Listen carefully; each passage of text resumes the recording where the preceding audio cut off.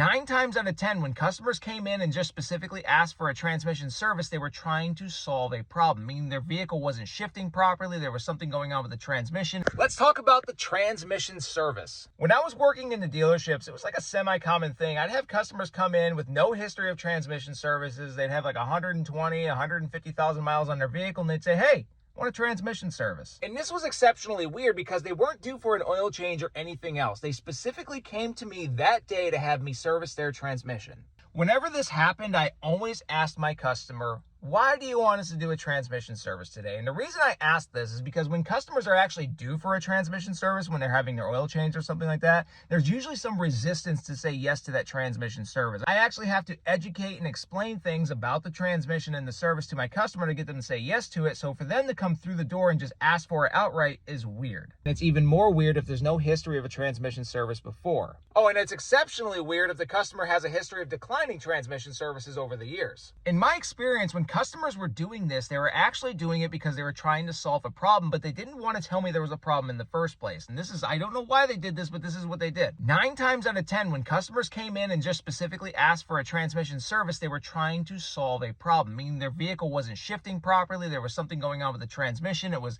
going into drive hard or coming out of reverse hard, something weird was happening, and they were trying to get me to service the transmission to fix it. Which is fine. If you want me to exchange the transmission fluid in the hopes that it'll fix something, as long as we're above board, I can do that. I won't guarantee anything to you, but we should know that prior to going into the job. Now, of course, if you have high mileage on your vehicle and you've never changed that transmission fluid before, it's highly recommended by me and other professionals. Some people disagree, but it's highly recommended by me and other professionals to not touch that transmission fluid. This is for a number of reasons. It's really a different post. So if you want to hear more about that, stay tuned. I'll make a post. The lesson of today is when a customer comes in and asks for maintenance that they don't typically get or they have said no to before or they're not due for anything else, it's a good idea to ask why, because sometimes there's an underlying symptom that they're not telling you about, and the proper thing to do is to diagnose that concern before we do anything.